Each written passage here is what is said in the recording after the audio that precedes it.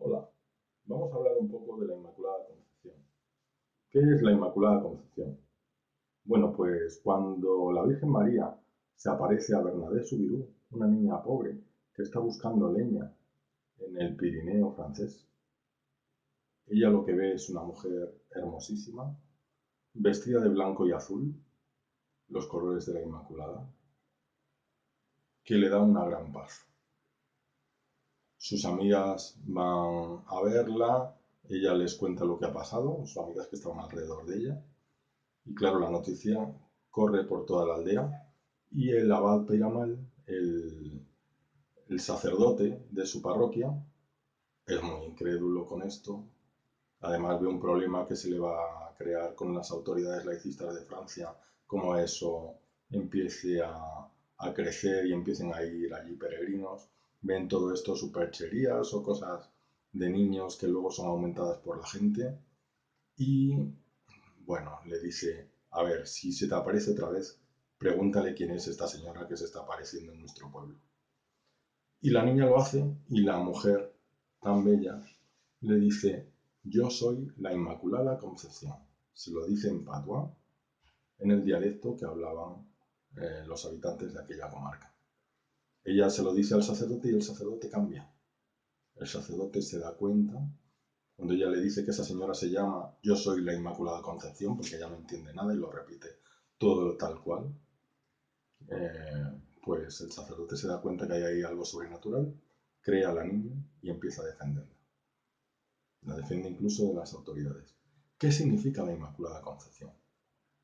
Bueno, pues significa que la Virgen, la Madre de Dios, la Virgen María, cuando fue concebida, es decir, cuando era un embrión, empezó a ser un embrión, la unión del óvulo y el espermatozoide de sus padres, de Santa Ana y de San Joaquín, ¿no? En la trompa de falopio de su madre,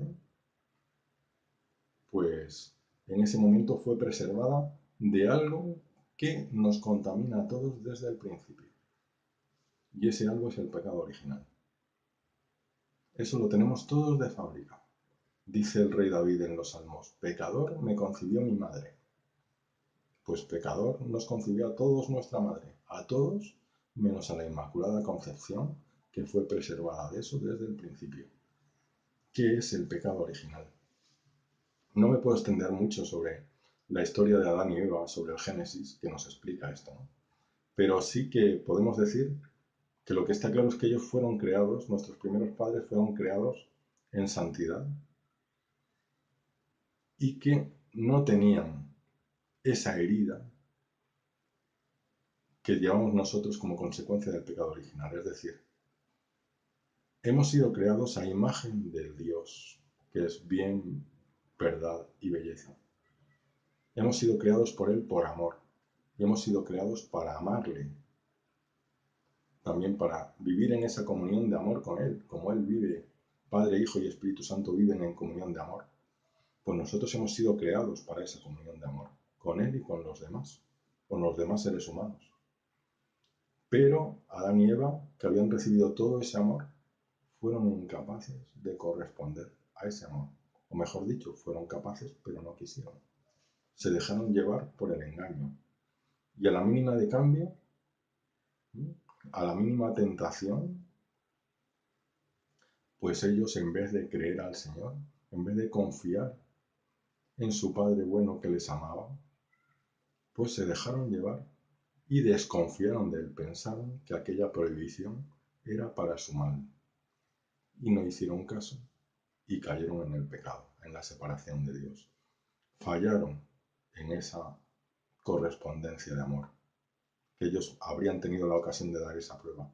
Y eso a ellos, que toda la creación les estaba sometido, todo estaba puesto por Dios a sus pies,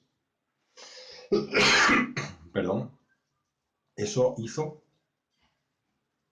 que esa naturaleza buena que nosotros tenemos, que tiende al bien, a la verdad y a la belleza, que anhela la felicidad, que encuentra precisamente en el bien, que encuentra en Dios, pues sin embargo, esté herida de pecado.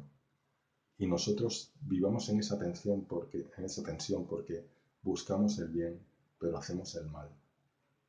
El mal tiene poder sobre nuestro corazón.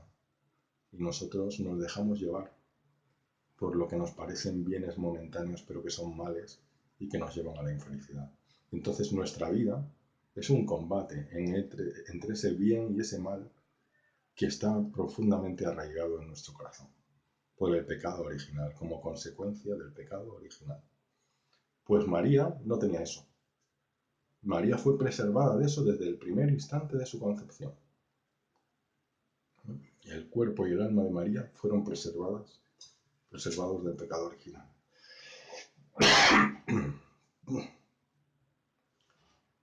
¿Cómo fue eso? Decía un protestante amigo mío, del que he aprendido muchas cosas, que eso no podía ser. Eso no podía ser porque María misma dice que ya fue salvada. Es decir, María, cuando va a ver a Santa Isabel y las dos se ponen a alabar a Dios, porque Santa Isabel estaba embarazada, llevaba en su seno a San Juan Bautista, y María llevaba en su seno nada menos que al Mesías, al Hijo de Dios, y además Isabel lo ve eso, movida por el Espíritu Santo, empieza a alabar al Señor, y la Virgen dice, en ese canto tan hermoso de alabanza a Dios, que es el Magnificat, dice, en latín sería Magnificat anima mea Dominum. Proclama mi alma la grandeza del Señor. Se alegra mi espíritu, dice luego, en Dios mi Salvador. Verdaderamente está llamando a Dios su Salvador. Lo decía este amigo mío, ¿cómo puede ser que lo llame Salvador si ella ha sido preservada? Ella no necesita ser salvada, ha sido preservada. Ella no ha tenido el pecado, no necesita ninguna salvación. Claro, él no conocía la doctrina católica de la Inmaculada Concepción, que dice precisamente que María fue preservada, pero fue preservada por los méritos de Jesucristo, en atención a los futuros méritos de Jesucristo. Dios en su eterno presente, sabiendo que Jesucristo iba a redimirnos a todos, iba a pagar el precio de nuestra liberación, nosotros éramos esclavos y Él paga el precio de nuestra liberación, pues Él lo paga para nosotros curativamente porque nosotros hemos caído y Él nos cura, pero para María lo paga preventivamente. Ella no ha caído y paga para que no caiga. Esto me recuerda a la historia de San Nicolás de Bari. San Nicolás de Bari es un santo de los primeros siglos del cristianismo que es el antecedente de San Nicolás, del Santa Claus, de la Navidad, que no es para nada un invento de la Coca-Cola, por cierto. Y ahora lo voy a explicar. San Nicolás de Bari, que en realidad no vivió nunca en Bari, aunque allí se le tiene mucha devoción, vivió en Mira en lo que es la actual Turquía. Este santo heredó una gran fortuna de sus padres, que murieron siendo él joven, y él dio toda su fortuna a los pobres. Pero antes de que eso sucediera, tenía un vecino que tuvo problemas y que tenía una gran deuda que no podía pagar. En la antigüedad, cuando las deudas no se podían pagar, lo único que quedaba era venderse como esclavo. Ir al mercado y vender a tus familiares y venderte a ti mismo como esclavo para pagar esa deuda hasta que la saldases o a veces de por vida. Si alguien como benefactor iba allí al mercado y daba ese dinero a tus acreedores y te liberaba de ser esclavo, pues eso es lo que se llama la redención, eso es lo que hizo Jesucristo con nosotros. Jesús pagó la deuda que nos hacía esclavos. Es un símil para entender lo que significa la redención. Bueno, pues San Nicolás, que se enteró de que este vecino tenía deudas y sus acreedores le pedían a sus hijas, tenía 3 hijas, y le pedían a sus hijas como esclavas, él decidió evitar esto. Y lo que hizo fue echar por la ventana de su vecino saquitos de oro. Una vez echó un saquito de oro, con lo cual él pudo pagar parte de las deudas, otra vez echó otro y pagó otra parte de las deudas, pero todavía le quedaban deudas y echó otro saquito de oro con la que el vecino ya pudo pagar todas las deudas. Y estas mujeres pues no tuvieron que ser esclavas, es decir, ellas fueron también salvadas preventivamente. Nunca llegaron a ser esclavas, lo mismo que María. Por cierto, la tercera vez que echó un saquito de oro, el vecino le estaba esperando, porque no sabía quién era y salió corriendo de la casa, salió corriendo detrás de él y tras mucho correr, porque San Nicolás también corrió, le alcanzó y pudo ver quién era y se dio cuenta que era su vecino y le dio las gracias. Este San Nicolás luego fue obispo de Mira, ya con el tiempo ya, y ingresó en la cárcel por las persecuciones romanas y estuvo muchísimos años en la cárcel y salió ya mayor. Salió, pues, como sale un anciano de la cárcel con una barba enorme de muchos años y probablemente entre esto y las vestiduras episcopales, que probablemente eran muy ornamentadas, eh, y la mitra episcopal, pues eso tiene mucho que ver con la imagen de San Nicolás, de Santa Claus, que luego llega a la Navidad, ¿no? Eso y la historia de los regalitos que salen por la ventana con los saquitos de oro. Pues bien, esas chicas que fueron salvadas preventivamente nos muestran pues lo que Dios hizo con la Virgen, salvarla preventivamente. Es curioso que esto sea un dogma desde el siglo XIX. Es decir, es que la Iglesia esto no lo sabía antes. Es que esto es una cosa moderna. Bueno, Jesucristo mismo dice en uno de los pasajes del Evangelio, dice, muchas otras cosas tengo que deciros, pero no podéis llevarlas ahora. Cuando venga el Espíritu de la verdad, Él tomará de lo mío y os lo dará a conocer, el Espíritu Santo. Y dice también del Espíritu Santo, Él os llevará hacia la verdad completa. En la Iglesia, nosotros creemos en el sensus fidei, curiosamente el sentido sobrenatural de la fe. Es decir, que es que el pueblo cristiano, por el Espíritu Santo que le ha sido prometido, estoy hablando del pueblo cristiano de la Iglesia, pero del pueblo, no estoy hablando de la jerarquía, estoy hablando del pueblo cristiano, tiene ese sentido sobrenatural de la fe que le lleva hacia la verdad completa, a comprender cada vez mejor la doctrina de la Iglesia. De hecho, si el Papa tiene esa infalibilidad, no es por sí mismo, sino porque es el servidor del pueblo cristiano. Y si él es el servidor del pueblo cristiano y el pueblo cristiano no se puede equivocar, el Papa tiene que tener esa infalibilidad cuando habla ex cátedra. Pues ese sensus fidei nos ha llevado a conocer la Inmaculada Concepción de María y a poderla proclamar como dogma, como algo que forma parte de la revelación, según dice la Iglesia, ¿no? Y que todo cristiano hace bien en creer, porque es verdad. Bien, y sin embargo, pues muchos siglos ha habido en los que esta era una cuestión disputada. Un grandísimo teólogo, uno de los dos mayores teólogos de la Iglesia, Santo Tomás, él y San Agustín han sido los sabios más grandes que ha habido en teología en toda la historia de la Iglesia. Sin embargo, Santo Tomás dio un argumento que estaba en contra de la Inmaculada Concepción de María, aunque es un argumento verdadero. Decía este argumento, pues, algo parecido a lo que decía mi amigo protestante. Decía que si María era hija de Adán, pues le correspondía naturalmente el peso del pecado original. Si todos los hijos de Adán nacen contaminados con ese pecado, pues ella, que era verdadera hija de Adán, que era verdadera mujer, verdadero ser humano, le correspondía también el peso del pecado, el pecado original. Y tenía razón, y es que le correspondía, pero claro, él no imaginaba esa solución a que iba a llegar la Iglesia, de que era salvada preventivamente. A ella le correspondía, pero fue preservada por una intervención singular de Dios, exclusiva. Por eso cuando la Virgen dice, yo soy la Inmaculada Concepción, es que no hay otra. Solo ella puede decir eso. Solo ella. La Inmaculada Concepción es ella y no hay otra. ¿De acuerdo? Pero así como había habido muchas disputas, también había habido mucha defensa. O sea, los franciscanos siempre han defendido la Inmaculada Concepción de María.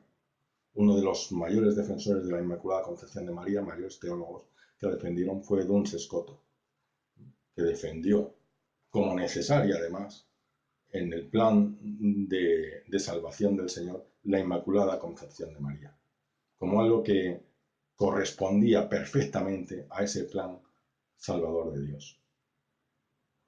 Realmente ella es la criatura que corresponde verdaderamente a Dios, ¿no?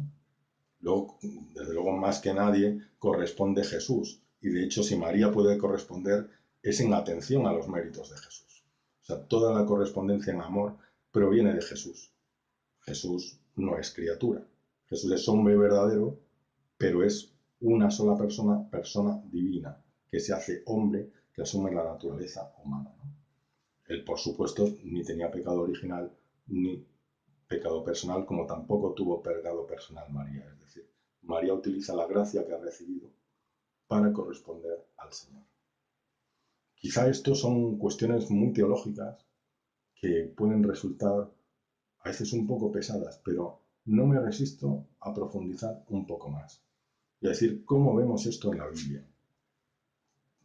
Porque la Biblia también nos habla de esta Inmaculada Concepción de María y hemos sido capaces de desentrañarla poco a poco. Es decir, cuando el ángel eh, llama a María, el ángel Gabriel, en la Anunciación, saluda a María y le llama llena de gracia. Y esa llena de gracia en el Evangelio de San Lucas, escrito en griego como el resto de los evangelios, en el original dice esta palabra, echaritomene, llena de gracia. Echaritomene significa no solo estás llena de gracia ahora, sino eres llena de gracia. Eres llena de gracia significa una estabilidad, algo esencial. Es una plenitud de gracia desde el principio, desde la esencia. Esto es lo que María es. Ella desde el principio, desde su concepción, está llena de gracia. Y donde hay gracia no hay pecado. Y por otra parte, la Inmaculada Concepción de María fue defendida pues, en muchos ambientes y sobre todo en España. En España prácticamente, o sea, hay muchísimos pintores, hay muchísimos artistas que tienen una Inmaculada Concepción entre sus cuadros o entre sus imágenes muchos siglos antes de que se definiera el dogma de la Inmaculada Concepción. En España hay hasta una orden religiosa aprobada por la Iglesia que es la orden de las concepcionistas, ¿no? Unas monjas que expresan su devoción a la Inmaculada Concepción y que tienen, por cierto, un hábito azul y blanco, ¿no? Creado por Santa Beatriz de Silva, que también tuvo una aparición de la Virgen, ¿no? Y en los cuadros se representa siempre a la Virgen con una imagen que viene también de la Biblia. Viene de Apocalipsis 12:1. Está hablando del final de los tiempos y dice que aparece una gran señal en el cielo.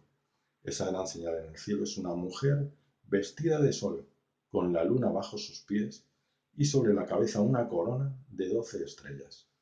Eso es lo que dice el Apocalipsis, eso es lo que se representa en los cuadros de la Inmaculada Concepción, donde muchas veces se la representa también con otra imagen bíblica, que es pisando la cabeza de la serpiente.